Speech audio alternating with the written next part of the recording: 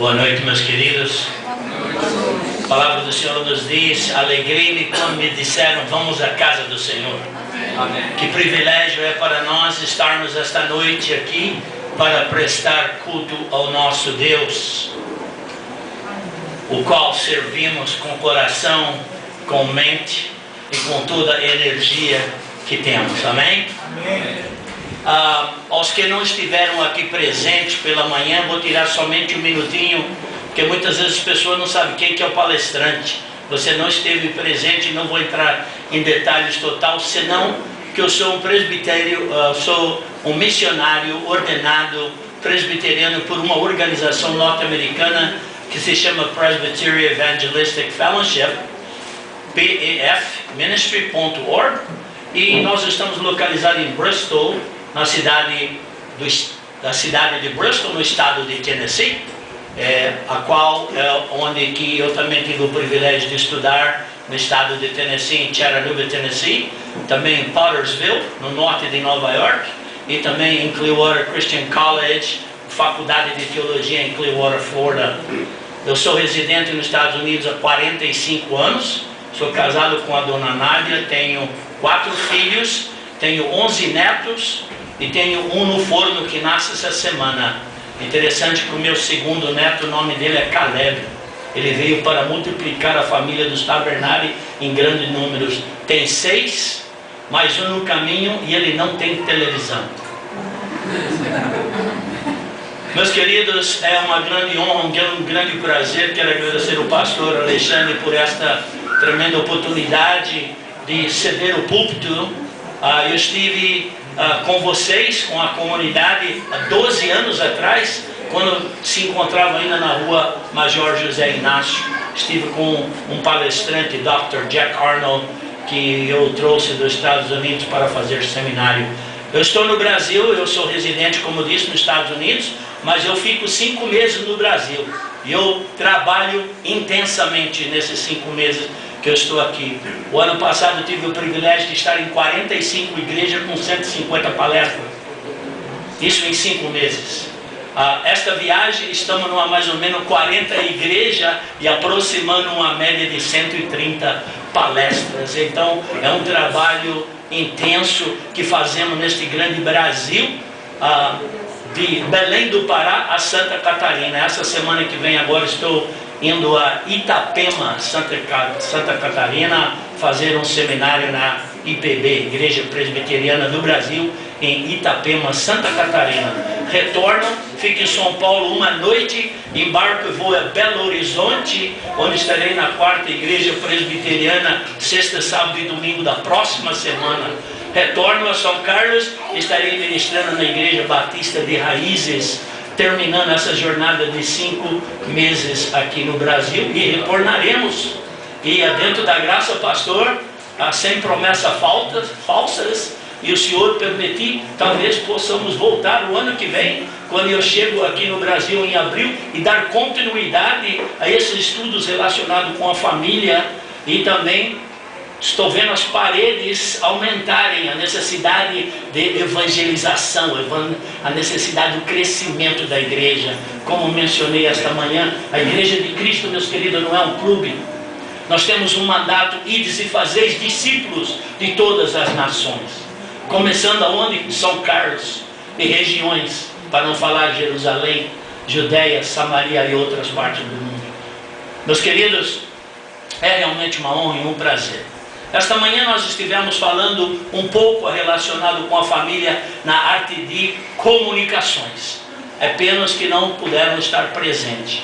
Mas muitas vezes, quando nós falamos com relação à família, muitas vezes nós falamos: Ângelo, você não compreende, não entende a família que eu tenho. E esta noite nós vamos entrar numa família problemática. Uma família que é problemática, mas é a família dele. Como a sua família, com todos os problemas, com todas as dificuldades, é tua família. Ele esteja ciente que o Senhor sabe exatamente aonde você se encontra nesta família. E Ele trabalha, porque Ele é um Deus soberano nas nossas vidas, aonde nós nos encontramos. Muitas vezes é muito fácil, se eu estivesse do outro lado da rua, a grama seria mais verde, seria melhor. Isto não é verdade. O Senhor nos colocou numa posição que Ele quer trabalhar conosco. E nós vamos entrar na palavra do Senhor nesse momento. Nós estaremos lendo em Gênesis capítulo 37. Gênesis capítulo 37, versículo 1 a versículo 28. Esta família que é a família de Jacó. E a gente nota certos aspectos nessa família que não é diferente da família que existe hoje. Não somente aqui no Brasil, mas como nos Estados Unidos. E nós devemos fazer uma declaração que a família é de algo de grande importância para o Senhor, porque foi a primeira instituição que Ele estabeleceu. E o inimigo trabalha horas extras para destruir esta instituição que é a família. Seja a minha família ou seja a sua família. O inimigo está trabalhando horas extras para destruir. Então a palavra do Senhor nos diz, estarei lendo da Nova Versão Internacional. Esta é a história da família de... Opa, me desculpa. Entrei no capítulo errado. Um minutinho. Jacó habitou-se na terra de Canaã, onde seu pai tinha vivido como estrangeiro. Esta é a história da família de Jacó. Quando José tinha 17 anos, pastoreava os rebanhos com os seus irmãos. Ajudava os filhos de Bila e os filhos de Zilpa, mulheres de seu pai, e contava ao pai a má fama deles. Ora, Israel gostava mais de José do que qualquer outro filho, porém lhe havia nascido em sua velhice, por isso mandou fazer para ele uma túnica longa. Quando seus irmãos viram que o pai gostava mais dele do que qualquer outro filho, odiaram-no e não conseguiam falar com ele amigavelmente. Certa vez José teve um sonho, e quando o contou aos seus irmãos, eles passaram a odiá-lo ainda mais. Ouçam o sonho que tive, disse-lhes. Estávamos amarrando os feixes de trigo no campo, quando o meu feixe se levantou e ficou em pé, e os seus feixes se ajuntaram ao redor do meu e se curvaram diante dele. Seus irmãos lhe disseram: então você vai reinar sobre nós? Quer dizer que você vai nos governar? E odiaram-no ainda mais por causa do sonho que tinha dito. Depois teve outro sonho, e o contou aos seus irmãos. Tive um outro sonho, e desta vez o sol, a lua e as 11 estrelas se curvaram diante de mim. Quando o contou ao pai e aos irmãos, o pai o repreendeu e lhe disse: que sonho foi esse que você teve? Será que eu, sua mãe e seus irmãos viremos a nos curvar até o chão diante de você? Assim, seus irmãos tiveram ciúmes dele. O pai, no entanto, refletia naquilo. Os irmãos de José tinham ido cuidar dos rebanhos do pai perto de Siquém. E Israel disse a José: como você sabe, seus irmãos estão apacetando os rebanhos perto de Siquém. Quero que você vá até lá. Sim, Senhor, respondeu ele.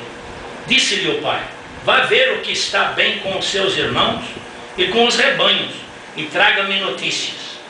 Jacó o enviou quando estava no vale de Hebrom, mas José se perdeu quando se aproximava de Siquém.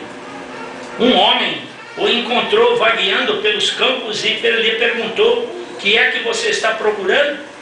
Ele respondeu: procuro meus irmãos. Pode me dizer aonde eles estão apacentando os rebanhos? Respondeu o homem: eles já partiram daqui. Eu ouvi dizer: vamos para Dotã.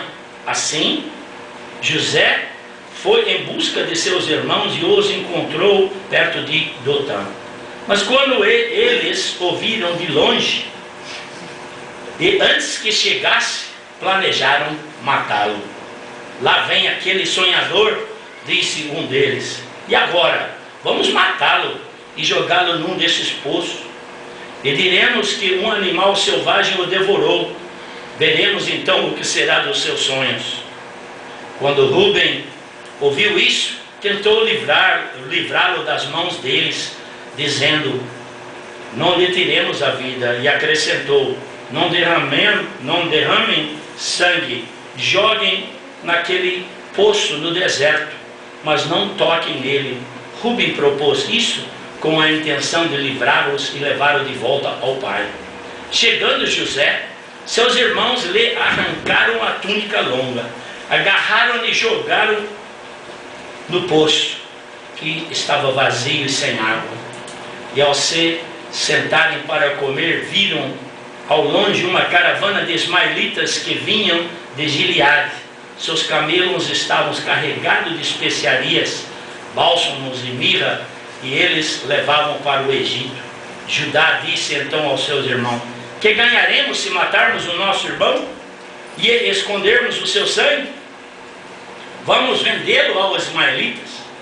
Não tocaremos nele, afinal é nosso irmão e nosso próprio sangue. E eles concordaram.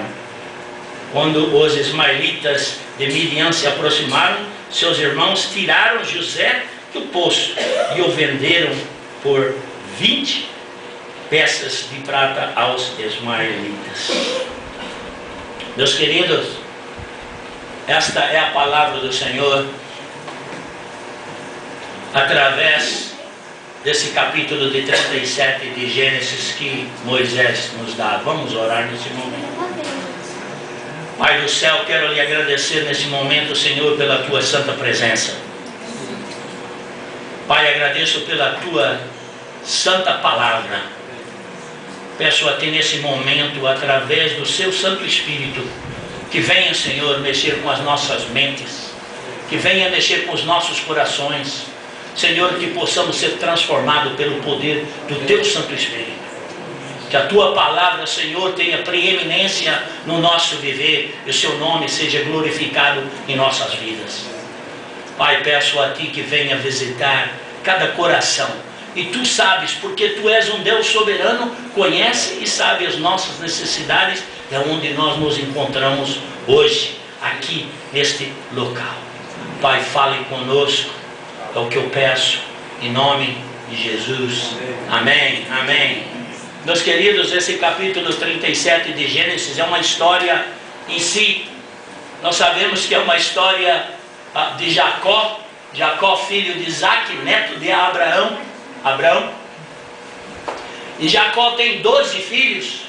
E aqui a história da iniciação a algo de grande importância, porque Deus é soberano.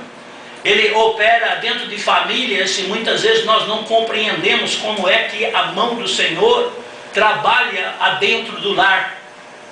E quais são os planos que Ele tem para cada vida individual. Esteja ciente que a sua vida é importante para o Senhor.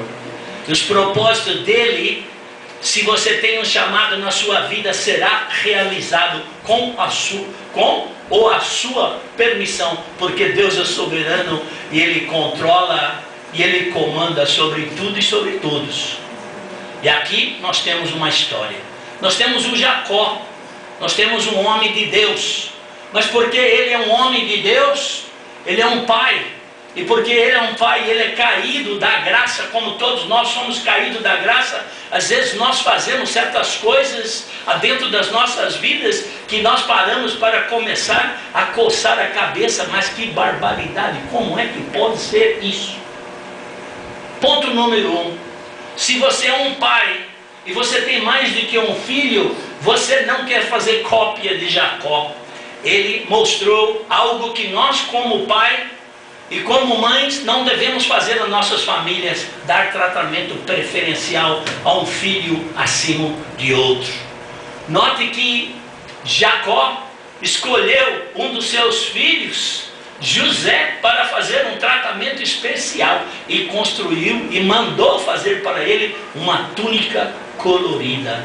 Uma túnica colorida. Você imaginou estar numa casa com mais 11 guris e o pai simplesmente fala: olha que coisa maravilhosa que o papai fez. Esses 11 irmãos estão todos contentes, estão todos negando a si mesmo. Nosso pai é tão maravilhoso. Olha, nosso irmão, como é que Deus abençoou ele através do nosso pai. Meus queridos, isso não é a realidade. A realidade é essa. Como é que o pai tem audácia de dar um presente para ele e nós aqui, 11, nós não recebemos nada?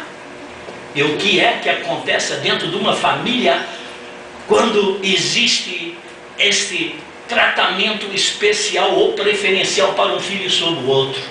O que é que nós podemos aprender na conduta do dia a dia? Eu acredito que cada filho que Deus nos dá são filhos especiais. E se você tem mais que um filho, seja sábio como você quer abençoar aquele filho. Eu tenho 4 filhos. É bom quando você pega a maçã e divide, corta em 4 e dá uma fatia para cada um. Mas nem sempre é o ideal. Porque ela gosta disso, ele gosta daquilo, cada um gosta de uma coisa. Então como é que você faz? Você tem que ser uma pessoa sábia. E se você não tem sabedoria, comece a orar: Senhor, me dê sabedoria como lidar com meus filhos, fazer que essa criança seja especial. A criança tem a necessidade de saber que a mãe e o pai o amam especial. Não porque somente é parte daquela família, mas porque ela é uma identidade para a mamãe e para o papai. É meu pai, é minha mãe. Então como é que nós fazemos? Muitas vezes nós devemos, se é uma mãe ou se é um pai, prepara algo especial para essa criança. Leva ela, se é ir no cinema, ou se é ir comprar alguma coisa, ou fazer alguma coisa, leva ela sozinha, dá aquele trato especial para aquela criança. E depois esteja preparado, que quando ela chegar em casa ela vai falar: você viu o que a mamãe e o papai fez comigo? Eles me levaram. Aí você tem a oportunidade de dizer: ela é especial, mas você também é muito especial. Você vai receber o meu trato especial a próxima vez. Seja sábio como lidar com os filhos. Não trate um melhor que o outro e rejeite o outro, porque você vai encontrar o quê? Batalhas e brigas adentro do lar. Mas Jacó era um homem que teve uma experiência com Deus em Peniel. Jacó era um homem sabendo que o seu avô era um homem de Deus chamado para a terra prometida. E seu pai foi o sacrifício que o avô estava utilizando. E Deus, logicamente, dentro da sua graça, resgatou esta vida de Isaac. E aqui nós temos este Jacó, que agora se encontra com 12 filhos, 4 mulheres. Você já imaginou, meus queridos? Se conviver com uma mulher já é uma coisa dificultosa. Você imaginou viver num lar com 4? Que quando você chega do trabalho, você não sabe onde você vai dormir aquela noite? E qual é a cerimônia, ou a Ave Maria, ou a ladainha que vai cair sobre você? Não, papai, hoje é aqui que você vem para cá. Aquela vida dividida.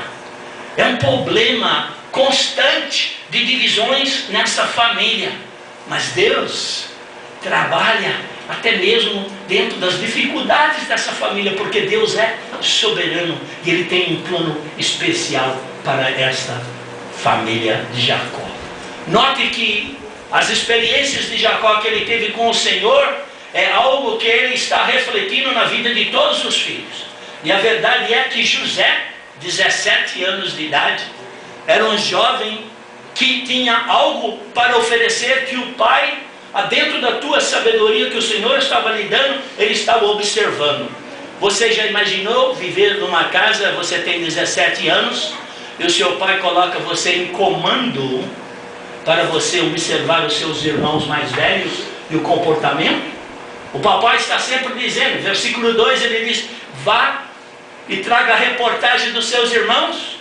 Você imaginou um jovem de 17 anos sabendo que tem mais 11, mais 10 na verdade, aí para frente, mais idosos do que ele? Ia trazer a reportagem para o papai? Que coisa! Me lembro quando eu era menino, aqui em São Carlos, aqui não tinha jogo pré.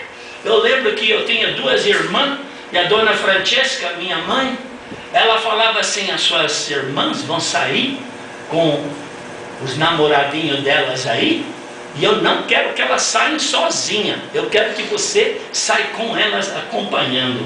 Não sei se naquela escola antiga de disciplina e responsabilidade para que não tenha abuso ou uso sexual, as mães tinham essa tendência de proteção, e eu era, acredite ou não, era o protetor das minhas 2 irmãs. E eu saía com elas, ia numa festinha aqui, numa quermesse ali, num lugar ali, e de repente, muitas vezes você via aquela irmã fazendo algo, ou o irmão fazendo algo que eu não devia fazer, e a primeira palavra que saía da minha boca era: você vai ver, eu vou falar tudo para a mãe o que você está fazendo. Você imaginou como é que elas ficariam sabendo que eu estava trazendo a má reportagem das irmãs para casa? E era o trabalho que Deus colocou nesse jovem, nessa responsabilidade. E José, 17 anos de idade, traga a reportagem dos seus irmãos. Meus queridos, e José trazia a reportagem dos irmãos para o pai. Não somente uma vez, mas 2 vezes Jacó pede a José: vá ver o que é que os seus irmãos estão fazendo e me trazem uma reportagem. É interessante que Deus, dentro da sua graça, abençoou esse jovem com os dons de sonho e interpretação. E nós devemos ser muito cuidadosos, meus queridos, com relação aos nossos sonhos, porque muitas vezes quando você tem um sonho, e eu sei, eu tenho uma filha caçula que agora está entrando na faculdade para fazer enfermagem na área de medicina, e quando ela era pequenininha eu sempre perguntava: filha, o que você quer ser quando você crescer? Eu quero trabalhar no corpo de bombeiro, quero ser enfermeira, quero ser médico. Eu sei que dentro de 10, 15 anos, e acho que os papais aqui, as mamães podem testificar a isso, que os filhos mudaram de profissão, todo ano mudaram de profissão. E muitas vezes a criança não sabe o que vai fazer, e aquele sonho talvez nunca se realize, porque são somente palavras. Mas quando uma criança tem um sonho: quando eu crescer eu quero ser isso. Meus queridos, é de grande importância que nós encorajamos os nossos filhos a realizarem seus sonhos, lembrando que os seus filhos não é tua propriedade, é um legado que o Senhor nos dá, e que nós devemos fazer o levantamento dessas vidas dos nossos filhos para a glória do Senhor. E esse jovem pequenino, esse jovem era um jovem sonhador. A palavra nos diz que eu tive um sonho, depois eu tive um segundo sonho. A palavra nos diz assim: guarde o seu coração, pois dele sai a fonte da vida. A pior coisa que você tem é quando você tem um sonho, uma coisa que tem a necessidade de ser realizado, e você compartilha com um monte de pessoas que começam a caçoar e gozar de você. Você é um idiota, como é que você pode pensar desta forma? Como é que você pode? Mas existe algo nessa família, meus queridos, algo nessa família relacionado com José, que a gente veja a mão de Deus, que é uma mão soberana sobre uma vida.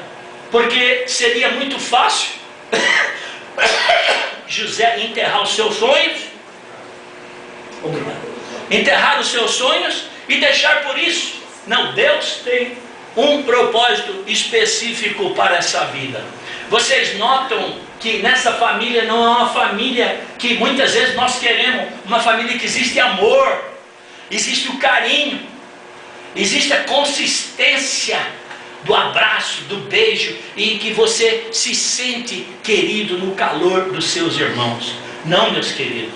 Versículo 5 de capítulo 37 de Gênesis, a primeira palavra: e eles o odiaram. Odiaram. Versículo 8. Ok, versículo 4, odiaram, não falavam amigavelmente. Versículo 5, odiaram. Versículo 8, odiaram. Versículo 11, tiveram ciúmes.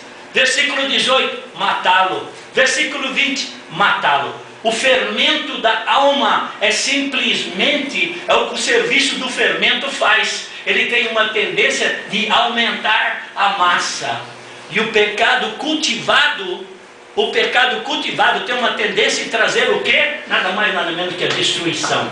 Porque nós iniciamos pensando primeiro o ódio, primeiro a raiva, e nós vamos deixando aquilo. Por isso que Hebreus capítulo 12, a palavra do Senhor nos não deixar uma raiz de amargura, a raiz de amargura ou de ódio crescer em você, porque se começar a crescer, vai ter uma tendência a multiplicar e chegar ao ponto. Será que você faria a mesma coisa ou estaria pensando da mesma forma? Não vamos abençoar o nosso irmão José? Ou você estava em união com os outros 10 irmãos? Não. Odiaram, detestavam, ciúmes, inveja e tudo mais que vem, que são os pecados da alma que estão presentes, e depois te leva a uma grande decisão. E qual é a decisão? Vamos matá-lo. Simplesmente, se a gente elimina o problema. É o que nós gostamos e fazemos muitas vezes com as nossas vidas. Eliminamos. Obrigado, né? Eliminamos by exterminação. Mas isso não é uma solução. Porque muitas vezes eles queriam exterminar o irmão, mas não era o fim da história. Porque Deus é um Deus soberano e Ele está em controle sobre essa vida de José. Então a palavra nos diz, como nós já lemos, que Jacó envia seu filho uma segunda vez. Eu quero que você vá lá na terra de Siquém e procure pelos seus irmãos e me traga uma reportagem novamente. Note bem a tarefa de responsabilidade de Jacó. Voltar, fazer exatamente o que ele fez em versículo 2, trazer a reportagem. Agora vá lá em Siquém, olha o que está acontecendo e me traga a reportagem de novo dos seus irmãos. E aí nós temos um José indo a caminho do Siquém, e só que a palavra diz que tem algo que sucede no processo. Isso sucede em nossas vidas também. Que quando nós estamos procurando algo, nós simplesmente estamos perdidos. E José encontra-se perdido. E existe um momento em nossas vidas quando nós estamos perdidos no processo da vida, que nós precisamos de ajuda. E eu tenho certeza absoluta, porque a palavra nos diz que teve um homem, e este homem, lá no deserto, simplesmente pergunta a José: o que é que você está procurando? Meus queridos, eu tenho certeza absoluta que é um anjo do Senhor. As escrituras não diz, mas não tem nem dúvida, porque Deus é um Deus de agendamento. Ele tem um plano específico para essa vida, e Ele manda esse homem, que provavelmente é um anjo do Senhor na forma de homem, para dar instruções corretas ao seu filho José. E José, logicamente, obedeceu a palavra do homem e falou: ok, eu estarei indo a Dotã. E notem que José vai a caminho de Dotã em busca, à procura dos seus irmãos.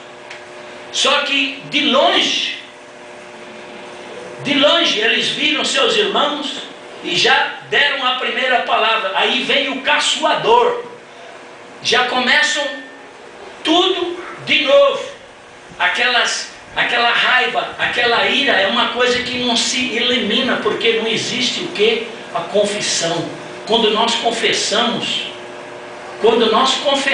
nossos pecados, existe um ato de contrição, que é uma doutrina que nós não aplicamos muito dentro da nossa igreja evangélica. A igreja católica tem essa doutrina, contrição, mas eles nem sabem o que é contrição. Salmo 51, a palavra diz que um coração de contrição o Senhor não rejeita. Então, quando nós confessamos, se confessarmos os nossos pecados, 1 João 1,9, se confessarmos nossos pecados, Ele é fiel e justo de nos perdoar. Se os irmãos tivessem tomado essa iniciativa de perdoar, a palavra para se confessarmos, meus queridos, no grego é formada de duas palavras: homologeo, dizer a mesma coisa. Preto, preto, branco, branco. Dizer a mesma coisa. O que foi, o que você realizou, aquilo você tem que confessar, porque a palavra do Senhor é homologeo, dizer exatamente o que aconteceu. E quando nós confessamos e temos um ato de contrição em nossos corações, ato de contrição depois da confissão, algo sucede conosco, porque nossos pecados são todos contra Deus em primeiro lugar. É contra Deus que nós quebramos o coração dele. E será que nós queremos esse coração quebrado? Nós temos que ter esse ato de contrição em nossos corações. E aqui nós temos um José que está se aproximando próximo dos seus irmãos,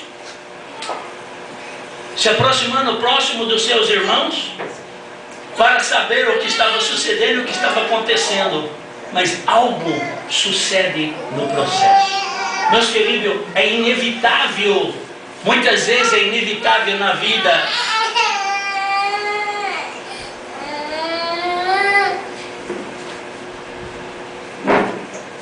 Muitas vezes é inevitável em nossas vidas coisa que nós não esperamos que aconteça. E aqui nós temos algo que acontece. Vocês notem qual era a ferida desta família, do ódio, da raiva, dos ciúmes, de tudo. Tudo iniciou por causa do quê? De uma túnica. A inveja. Qual foi a primeira coisa que os irmãos, quando viram José chegando em Dotã, aonde que eles foram? No pescoço desse jovem, para retirar essa túnica dele. Isso daí é a ferida da família. Por isso que como papai, como mamãe, nós devemos pensar quando nós fazemos alguma coisa, que essa ferida pode estar sangrando por muito tempo. Pegaram esse jovem, pegaram a túnica e simplesmente fizeram uma coisa com José: vamos matá-lo, porque já estava no coração deles. Mas não eram os planos do Senhor. Ele esteja ciente, você nunca morrerá, porque você está nos planos do Senhor, se Ele não ordenar. Porque muitas vezes, quando o Senhor ordena, existe um propósito maior. Mas algo aconteceu na vida de José. Eles o jogaram aonde? Num poço seco. Meus queridos, José não estava em busca do poço. O poço é uma coisa inevitável que veio na vida de José. Se ele soubesse que quando ele estava saindo da casa dele para ir a Siquém e depois a Dotã, e saberia que teria um poço, será que ele iria? Não. Mas é nesse poço, meus queridos, é nesse poço que os irmãos o jogaram, é nesse poço onde que existe introspecção do seu ego, que você tem que examinar você, quem você é e aonde você se encontra. Não está falando que não é uma vida dificultosa, e não diz que ele não é filho do Senhor e que não merece. Eu não mereço isso. Ninguém está falando que você merece. Você simplesmente recebeu. Porque se você recebeu é porque o Senhor tem uns planos maiores. Quando você se encontra numa situação na sua vida que você não pediu e simplesmente sucede e acontece que você não pediu. E muitas vezes, meus queridos, não é o Satanás que está trazendo aquilo. Aquilo talvez é um preparativo da mão do Senhor para você refletir quem você é e aonde é que você se encontra. Porque muitas vezes Deus coloca você numa posição que você tem que saber o que você é e quem realmente é o seu Deus que você está servindo. E quando você se encontra naquele poço, como José estava naquele poço, é um momento de agonia, é um momento de tristeza, que talvez você está chutando as paredes. Como é que pode ser esses meus irmãos que me amam? Dá uma olhada que acabada de ser vergonha, onde que eu me encontro? Até aí, não tem solução para o problema dele. É os irmãos. Enquanto você está olhando para seus irmãos, você tem um problema ainda, você está dentro do poço. Não existe alternativa. Mas nós sabemos que esse poço é algo preparado pelo Senhor. Porque é no poço onde que você faz uma reflexão no seu coração, que causa você a fazer algo com a sua vida. Olhar para cima, eu olho para os montes, eu olho para o céu. O Senhor fez os céus e a terra. De onde vem a minha ajuda? Vem o meu socorro? Vem da onde? Vem dos céus. Meus queridos, existe um momento na sua vida que Deus permite você estar no poço, para que você olhe para cima, para Ele. Não no telefone, não no celular, não no seu vizinho, nas suas pessoas, que às vezes nós queremos gritar, escuta o que eu estou falando. Não, não. Existe aquele momento específico de sofrimento que somente Deus pode vir ao teu resgate. O Senhor vem ao teu resgate no momento dele e não no seu. Deus não é um office boy que você aperta um botãozinho a hora que você quer. Ele é Senhor, Ele é mestre, Ele é soberano. Ele sabe aonde você se encontra. E Ele sabia onde José se encontrava com as suas dificuldades. Será que naquele poço José parou para refletir a sua vida pessoal? Será que existia um egoísmo? Nari, nari, nari, eu sou melhor que meus irmãos. Meu papai gosta mais de mim do que de vocês. Nari, nari, nari. Será que existia esse orgulho no coração desse jovem?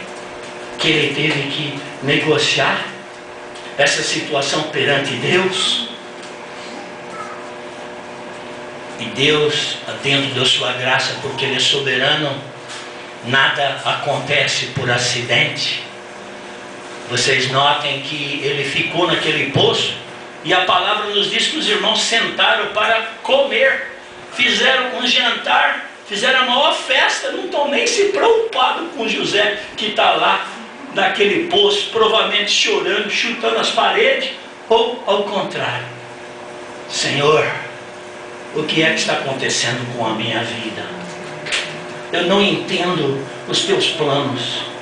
Eu não pedi o poço na minha vida, mas aqui eu me encontro. O que é? Tu és o Deus do meu bisavô, Tu és o Deus do meu avô, Tu és o Deus do meu pai, e aqui estou eu, Senhor, em Tua presença. O que é que você vai fazer comigo? Este é o clamor do teu coração e do meu coração perante o Senhor, porque José encontra-se dentro de um poço que ele não pediu. E acreditem ou não, muitas vezes o poço virá na sua vida, de uma forma ou outra. Não precisa ser poço da forma que nós estamos falando, cavando buraco. Pode ser através de saúde, pode ser através de dinheiro, pode ser através do quebramento da tua família, pode ser através de perda, pode ser através de traição, pode ser de muitas outras formas o poço que você se encontra. Mas esteja ciente, você não pediu. Muitas vezes você não pediu, você não merece. E Deus sabe disso, mas Ele quer trabalhar em nossos corações. A palavra nos diz, meus queridos, Salmo 105, a palavra diz com relação a José, porque ele não tinha o mínimo conceito do que estava para suceder na vida dele. O poço é uma coisa que é presente. O poço é uma coisa que não existe alternativa senão olhar para o céu, da onde vem a tua ajuda. A ajuda vem do Senhor que fez os céus e a terra. Mas a palavra em Salmo 105 nos diz o seguinte: mas Ele enviou um homem adiante deles, José, que foi vendido como escravo. Machucaram-lhe e os pés com correntes e com ferros prenderam-lhe o pescoço, até cumprir-se a predição e a palavra do Senhor confirmar o que dissera. Deus escreve as nossas vidas dentro dos propósitos dele. Cabe a nós, meus queridos, aceitar ou não a vontade soberana do Deus para as nossas vidas. E note uma coisa: se você tem a mentalidade que você merece um reino nessa terra, você está acreditando numa mentira, porque essa vida aqui é uma vida de sofrimento.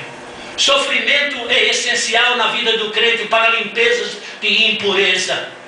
John Piper, um grande teólogo americano, John MacArthur, outro teólogo americano, nos diz que são homens que quando nós sofremos, impurezas saem das nossas vidas. Impurezas que não devem estar presentes no nosso viver. E se algo acontece que quando nós não pedimos, esteja ciente que o Senhor é soberano e tem controle. E note que a palavra não diz quantos dias ou quantas horas ele vai ficar dentro daquele poço. Mas Deus tinha algo preparado para esta vida.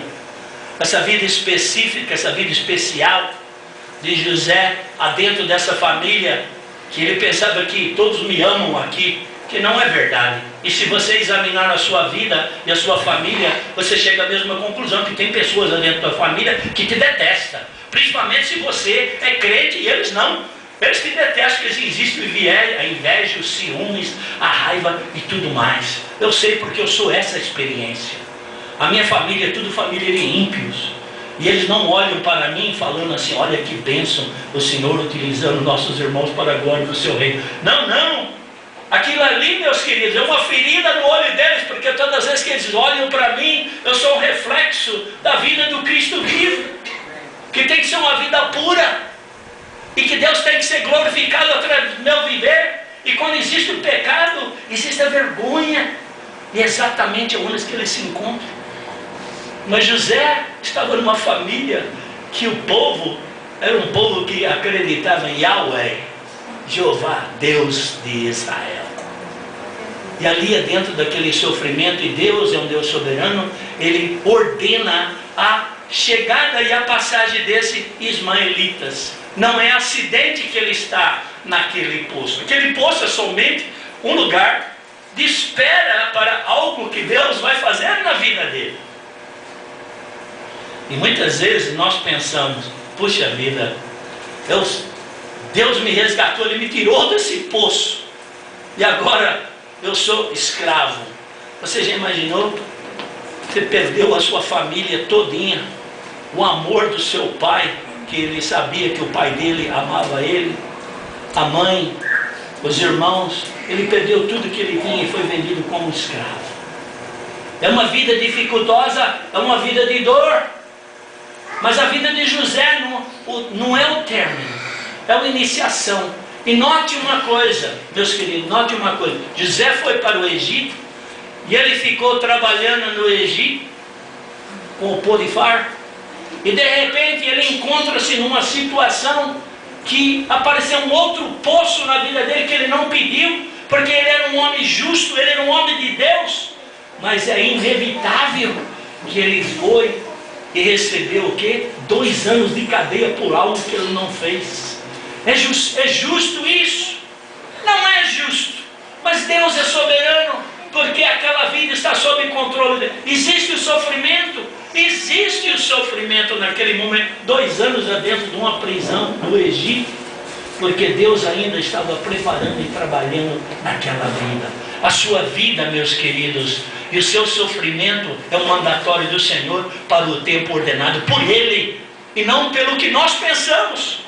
E o momento que nós começamos a negarmos a nós mesmos e nos entregar ao trabalho e às mãos do Senhor, Senhor, aqui estou eu, faça da minha vida a tua vontade. Faça da minha vida, Senhor, a tua vontade para os teus propósitos. Algo começa a suceder. E 2 anos depois do Egito, nós sabemos que nós temos José, número 2 em comando no Egito. Sofrimento é essencial. Deus não coloca uma agenda e Ele não manda um calendário para você, ó, você vai ficar preso. Não é que nem a prisão hoje aqui no Brasil ou como qualquer outro lugar. Você recebe a sentença, é tantos dias, bom comportamento, menos dias, trabalhos e horas, menos dias, você vai sair tal dia. Não existe isso na mão do Senhor. Você vai ficar lá até o momento exato que Ele está pronto para utilizar a sua vida para a glória dele. Existe um grande britânico pastor, chama Martyn Lloyd-Jones. O pastor deve conhecer. Se não conhecer, é essencial que vocês achem algum livro. Não, Martyn Lloyd-Jones. Ele era um médico britânico que abandonou a sua profissão de médico para ser um pastor, um ministro da palavra do Senhor. E quando esse Martyn Lloyd-Jones, que fora outros britânicos pregadores, fora outros, ele é um dos mais famosos que a gente tem de ano de 1950 para cá, Martyn Lloyd-Jones. E quando ele estava recebendo a sua ordenação, ele estava sentado perante a diretoria do presbitério desta igreja, que são os líderes espirituais da igreja que ele estava ministrando, e os idosos olharam um para a cara do outro. Todos os idosos olharam no jovem e fizeram uma pergunta: o jovem já foi quebrado? O jovem já foi quebrado? O jovem não entendia o que era ser quebrado, porque quando você está no ministério, muitas vezes é essencial que Deus quebra as nossas vidas para a glória dele. Porque nós somos criaturas, nós somos criados. E como criaturas, e porque fomos criados, nós estamos disponíveis aos propósitos dele. Aos propósitos dele. Enfim, a vida de José nos indica que talvez a família em que você se encontra, a família que você tem, não é uma coisa ruim. É umas coisas que Deus colocou no seu caminho para o preparativo da tua vida, para os propósitos do Altíssimo, do Senhor. Porque as nossas vidas têm valor diante do Senhor e Ele nos chama para certos propósitos. Eu não sei qual é o propósito que o Senhor tem para a sua vida, mas esteja ciente, se você se encontra num poço que não existe alternativa, é um momento não de chamar o pastor, não de pegar o telefone e ligar para a irmã do outro lado da cidade, e sim daquele poço olhar para os céus, de onde vem a tua ajuda. A tua ajuda vem do Senhor que fez os céus e a terra, e no momento exato Ele vai trazer o resgate na tua vida. Amém? Meus queridos, eu gostaria de encerrar com uma palavra que muitas vezes nós não sabemos, muitas vezes nós temos perdas, muitas vezes algo acontece em nossas vidas, um poço que sucede em cada vida, e na minha vida também não é diferente da sua. Muitas vezes você fala, você está falando do poço, mas você já teve a experiência do povo, desse poço? Meus queridos, eu já tive a experiência do poço, e é com definição uma coisa muito dolorosa, é uma coisa que muitas vezes nós passamos por isso, nós não pedimos, simplesmente sucede, simplesmente acontece, para que Deus possa nos quebrar, para que Ele possa nos usar. Jeremias, a palavra do Senhor nos diz, quem você é o barro para falar para o oleiro, não faça isso ou não faça aquilo. Nós somos simplesmente, meus queridos, o barro, argila na mão do Senhor. Há 20 anos atrás, a minha filha tinha 9 meses de idade, e a minha mulher estava amamentando a filha, e ela falou assim, Ângelo, tem algo errado com essa menina. Eu falei assim, o que é que você está vendo de errado? Que eu não vejo nada de errado. Não, tem alguma coisa errada. E como mãe que estuda até quantos fios de cabelo o bebê tem ao lado do seu seio, estuda toda a beleza, estuda todas as coisas, veja as coisas que também não devem estar lá. E a minha mulher notou isso, e ela notou algo no olho da minha filha, que não estava correto. E eu falei para ela, falei assim, o que você acha que eu devo fazer? Eu falei, não, eu acho que você deve fazer algo para lhe satisfazer e trazer paz nessa situação. Liga para pediatra e marca uma consulta, e se ela não tem uma solução, fala para ela te enviar para alguém mais importante. Então, lá foi a minha mulher para pediatra, a mulher examinou a minha filha, falou assim, olha, eu vou mandar você para um especialista. Aí ela me ligou e falou assim, você quer ir comigo? Eu falei assim, vou. Aí nós marcamos a consulta, fomos num especialista de retina. E eu fui lá com a minha mulher, nesse doutor judeu, pegou a minha filha com 9 meses de idade, quando fomos lá fazer a consulta, enrolou ela numa toalha todinha, que ela não conseguia se mexer, 9 meses de idade, colocou aquela geleia que coloca na barriga de mamãe que estão grávidas para fazer ultrassom, para ver o que é, colocou aquela geleia no olho dela lá, e começou a olhar, e esse médico olhava por 5 minutos e não abria a boca. Eu já comecei a ficar meio arrepiado. Eu falei, o que é que ele não está falando nada? Ele olhou, acabou todinho o exame que ele estava fazendo, ele me chegou, sentou em frente de minha mulher, e falou assim, não usou tática nenhuma. Quando você vai jogar uma bomba em algum lugar, seja diplomata. Falou, o negócio é o seguinte, eu tenho um negócio aí que eu posso destruir, mas eu quero ser bem gentil com você. Mas ele não foi gentil em coisa nenhuma com a gente, não usou psicologia nenhuma. Quando você vai dar uma bomba, prepara o terreno primeiro. E esse doutor falou, a sua filha tem algo no olho dela, e foi pela primeira vez que eu escutei essa palavra, retinoblastoma. E o que é isso, retinoblastoma? Nada mais que um câncer dentro do olho, com 9 meses de idade. Meus queridos, ele falou assim: eu posso fazer a cirurgia, eu vou enviar você a um grupo de cirurgiões, os mais qualificados que existem no estado da Flórida. E ali eu fui para o estado da Flórida, lá em Miami, num hospital muito famoso, chama Bascom Palmer. E ali fui fazer outra consulta com esse Dr. Murray. E ele tem um grupo de cirurgião, que é uma coisa inacreditável que eles estão fazendo. São 80 cirurgiões que eles estão trabalhando para alterar os genes da criança no útero, se a criança tem essa doença, retinoblastoma, que pode ser curada no útero da mamãe, para que não pode nascer com esse problema. Bem, para encurtar a história depois o doutor veio lá, e tinha 8 ou 10 doutores em cima dele. Ela estava anestesiada para eles poderem olhar, e o doutor explicando, e depois o doutor chegou e aproximou e falou assim: nós podemos fazer a cirurgia amanhã. Eu falei: doutor, é essencial? Ele falou: Ângelo, é essencial, porque se você não retirar esse olho dela, esse mesmo câncer transfere para o outro olho dela, e ela vai ficar cega completamente, que é a consequência.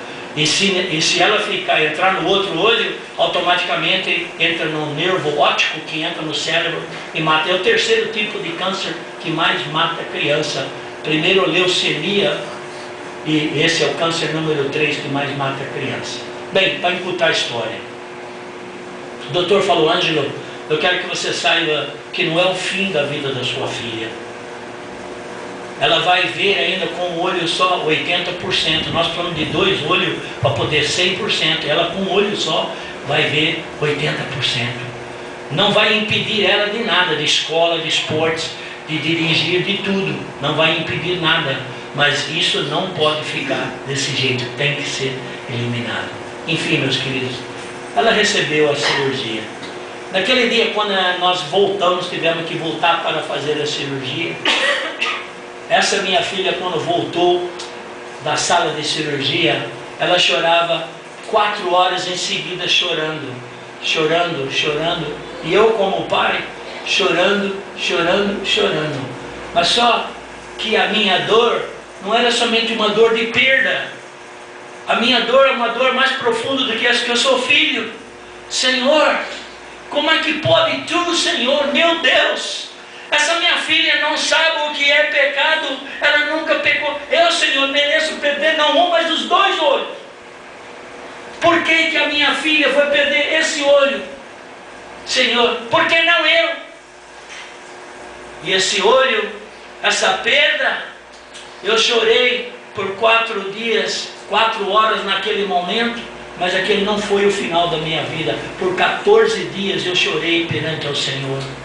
E como um menino pequenininho, de 5, 6 anos de idade, que muitas vezes gosta de brincar com o papai ou com o vovô, faz aquele muque, dá aquele soco na barriga dele, eu dava chute na canela desse meu Deus, eu dava soco na barriga dele. Por quê? Porque tu permites essas coisas na minha vida.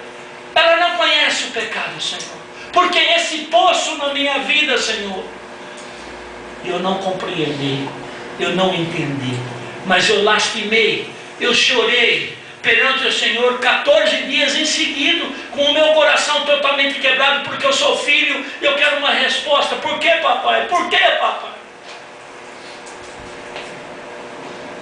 Não recebi uma resposta, mas 14 dias depois, o Senhor veio à minha vida como um pai, colocou como se fosse uma mão sobre a criança, sobre essa cabeça.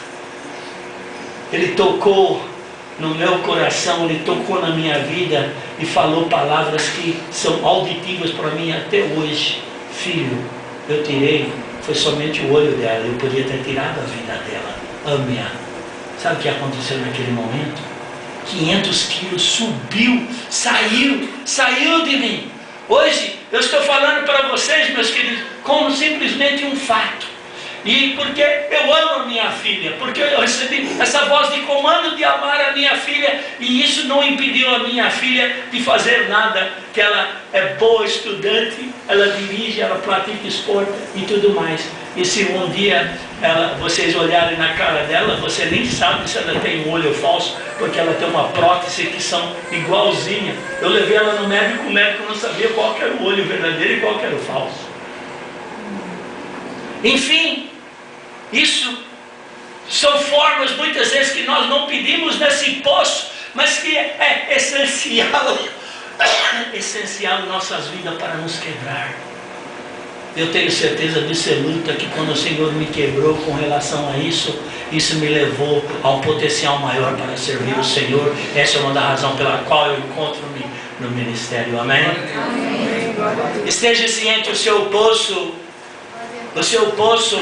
é um poço preparado, e o Senhor, com definição, não estou minimizando a dor ou a perda, mas esteja ciente que Ele é um Deus soberano, e Ele toca em nossos corações, porque Ele sabe aonde nós nos encontramos.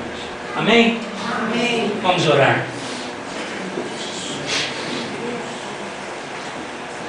Pai do céu, Tu és um Deus maravilhoso para conosco.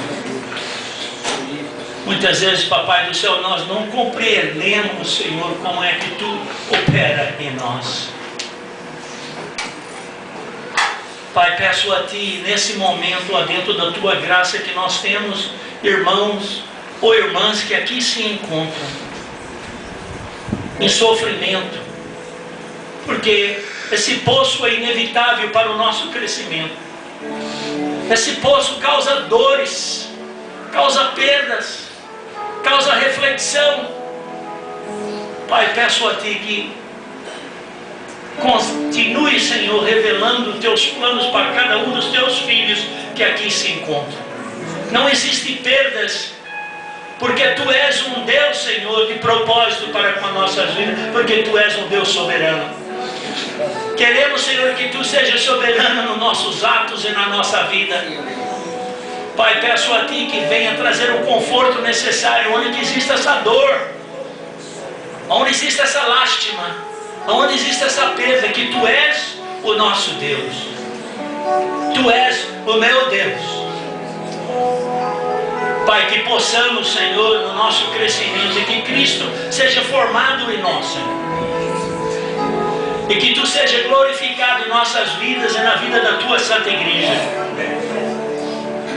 Pai, ajude-nos a ter uma compreensão mais profunda do Teu reino e das Tuas mãos, Senhor.